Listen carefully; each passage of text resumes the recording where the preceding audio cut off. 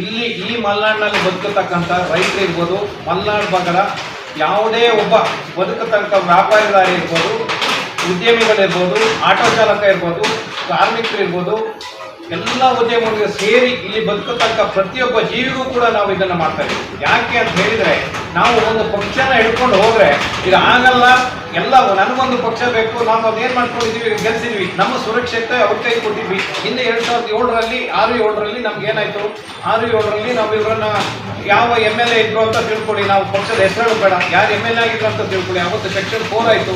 ಅವತ್ತಿನ ದಿನ ಅವರು ಗಣನೆ ತಗೊಳ್ಳಿಲ್ಲ. ನಮ್ಮ ಹತ್ರ ಸರ್ವೆ ಇದ್ದಾರೆ, ಜಂಟಿ ಸರ್ವೆ ಮಾಡಿ ಅಂತ ಹೇಳಿದ್ರೆ ಅಲ್ಲಿ ದಿನದಲ್ಲಿ ಅವರು ಜಂಟಿ ಸರ್ವೆ ಮಾಡಿದ್ರೆ ನಮ್ಗೆ ಈ ಪ್ರಾಬ್ಲಮ್ ಬರ್ತಿರ್ಲಿಲ್ಲ. ನಮ್ಮಲ್ಲಿ ಇಷ್ಟು ಗ್ರಾಮ ಇದೆ, ಇಷ್ಟು ಗ್ರಾಮಗಳನ್ನ ವಿಂಗಡಣೆ ಮಾಡಬೇಕು ಬಿಟ್ಟು ಹೋಗಿದ್ದಿದ್ರೆ ನಮ್ಗೆ ಈ ಪ್ರಾಬ್ಲಮ್ ಇರಲಿಲ್ಲ. ಅವತ್ತು ಸರಿ ಮಾಡಿದ್ದಿದ್ರೆ ಅದಿಲ್ಲ. ಅದ್ರ ನಂತರ ಸೆಕ್ಷನ್ 4 ಆಯಿತು, ಸರ್ವೆ ಆಯಿತು. ಸರ್ವೆ ನಮ್ಮ ಬೇರೆ MLAಗಳಿದ್ದಂಥ ನಾವು ಆಯ್ಕೆ ಮಾಡಿದಂಥವ್ರು ಇದ್ದಿದ್ದರೆ ಅವ್ರು ಮಾತಾಡಿದ್ದಿದ್ರೆ ಇವತ್ತು ಇದು ಬಂದಿರಲಿಲ್ಲ ನಮಗೆ. ಮುಂದಿನ ದಿನದಲ್ಲಿ ಇಲ್ಲಿ ಬದುಕು ಹೇಗಿದೆ ಅಂತ ಹೇಳಿದ್ರೆ ಹೇಳಲಿಕ್ಕೆ ಟೈಮ್ ಇಲ್ಲ, ಎಲ್ಲರೂ ತುಂಬಾ ಆತರದಲ್ಲಿ ಇದೆ ಅನ್ಸುತ್ತೆ. ನಾನು ಯಾಕೆ ಹೇಳ್ತಾ ಇದ್ದೀನಿ ಅಂತ ಹೇಳಿದ್ರೆ, ನಾವಿಲ್ಲಿ ಬದುಕಬೇಕಂತ ರಾತ್ರಿ ಟೈಮಲ್ಲಿ 5 ಗಂಟೆ ಆದಮೇಲೆ ನಿಮ್ದು ಕ್ಲೋಸ್ ಆಗುತ್ತೆ ಡೋರ್. ಒಂದು ಅಲ್ಲಿ ಲೈಟ್ ಹಾಕೋಗಿಲ್ಲ. ನಿಮ್ದೊಂದು ಟೈಮಿಂಗ್ಸ್ ಇದೆ, 6 ಗಂಟೆ ಒಳಗಡೆ ನಿಮ್ದು ಊಟ ತಿಂಡಿ, ನೀವು ಮಾಂಸ ಮೀನು ಅವೆಲ್ಲ ಬಿಟ್ಕೊಬಿಡ್ಬೇಕು. ಅವೆಲ್ಲವೂ ಕೂಡ ಆ ಜಾಗದಲ್ಲಿ ಇಲ್ಲ. ನೀವು ಬದುಕಬೇಕಾದ್ರೆ 6 ಗಂಟೆ ಮೇಲೆ ಲೈಟ್ ಹಾಕೋಗಿಲ್ಲ. ಲೈಟ್ ಹಾಕೊಂಡು ನೀವು ಗಾಡಿ ಓಡಿಸ್ಕೊಂಡು ಹೋಗೋಂಗಿಲ್ಲ ನಿಮ್ಮ ಮನೆಗೆ. ಇಂಥವೆಲ್ಲ ಸಮಸ್ಯೆ ಇದೆ. ನಿಮ್ಮ ಜಮೀನಿಗೆ ನೀವು ನಿಮ್ಮ ಜಮೀನಲ್ಲಿ ಇರತಕ್ಕಂಥ ಮರ ಕಡಿಯೋಗಿಲ್ಲ. ಹರೆಗಳನ್ನು ಕಡಿದು ನಾವೇನಿವತ್ತು ಅಲ್ಲಿ ಗೊಬ್ಬರ ಹಾಕ್ತಿತ್ತು, ಮತ್ತು ನಮಗೆ ಕಾಳುಮೆಣಸು, ಕಾಫಿ ಎಲ್ಲದಕ್ಕೂ ಬೆಳೆಯೋದಕ್ಕೆ ಹನಿಕ್ಲು ಅಂತ ಬೆಳುತ್ತೆ ನೀರು, ಅದೆಲ್ಲ ಬಿತ್ತು ಇದು ಸರ್ವನಾಶ ಆಗ್ತಾ ಇತ್ತು. ಅದೆಲ್ಲದಕ್ಕೂ ಕೂಡ ತಡೆ ಇದೆ.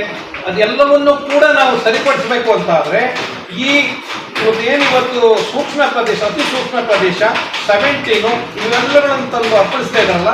ಯಾಕೆ ನಮ್ಮ ಆಯ್ಕೆ ಮಾಡಿದಂಥವ್ರಿಗೆ ಗೊತ್ತಿಲ್ವಾ? ಇವರಿಗೆ ಯಾಕೆ ಗೊತ್ತಿರ್ಲಿಲ್ವಾ? ಇವರೆಲ್ಲ ಆಯ್ಕೆ ಆದಂಥವ್ರು ಎಲ್ಲ ಗಮನಕ್ಕೆ ಬಂದಿರುತ್ತೆ. ಇವ್ರುಗಳು ಯಾಕೆ ನಮ್ಮ ಪರ ಇವರು ಹೋರಾಟಕ್ಕೆ ಕೈಗೊಳ್ಳಲ್ಲ? ಇವರು ಯಾಕೆ ವಿಧಾನಸೌಧದಲ್ಲಿ ಬಾವಿಗಿಳಿದು ಇವರು ಹೋರಾಟಗಳನ್ನು ಮಾಡಲ್ಲ? ಮಾಡಿದರೆ ಎಲ್ರಿಗೂ ಹೇಳ್ತೀನಿ, ಇಲ್ಲಿ ಜನತೆ ಬದುಕಬೇಕಾದ್ರೆ ಮುಂದಿನ ದಿನದಲ್ಲಿ ಇಷ್ಟೇ ಅಲ್ಲ, ಹೇಳಲಿಕ್ಕೆ ಇನ್ನು ತುಂಬ ಇದೆ. ಯಾವ್ಯಾವಾಗ ಏನೇನಾಯಿತು ಅದಷ್ಟು ಏನು ತಿಳಿಲಿಲ್ಲ ಅನ್ನೋ 1% ಆದರೂ ತಿಳ್ಕೊಂಡಿರ್ತೀವಿ.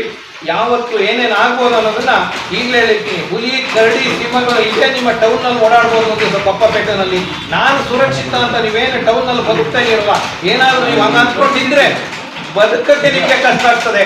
ಆಟೋಗಳು ಸಹಿತ ಆಟೋ ಚಾಲಕರು ಇರ್ಬೋದು, ಟ್ಯಾಕ್ಸಿ ಚಾಲಕರು ಇರ್ಬೋದು, ಇಲ್ಲಿ ಉದ್ಯಮ ಮಾಡ್ಕೊಂಡು ಹೋಟೆಲ್ಲು ಎಲ್ಲವೂ ತಕ್ಕೊಂಡು ನಮ್ಗೇನಾಗಲ್ಲ, ನಾವಿಲ್ಲಿ ಹೆಂಗೋ ಬರ್ತೀವಿ, ಮೇನ್ ರೋಡಲ್ಲಿ ಇದೀವಿ ಅಂತ ಹೇಳ್ಕೊತಾರಲ್ಲ, ಏನು ಪ್ರಯೋಜನ ಇಲ್ಲ. ಇವ್ರು ಬದುಕಿ ಸತ್ತಾಗೆ ಇವ್ರ ಬುಡಕ್ಕೆ ಇವರೇ ಕೊಳ್ಳೆ ಇಟ್ಕೊಳ್ತಿದ್ದಾರೆ. ನಾನೊಂದು ಪಕ್ಷ, ಇವರೊಂದು ಪಕ್ಷ, ಅವನೊಂದು ಪಕ್ಷ ಅಂತ.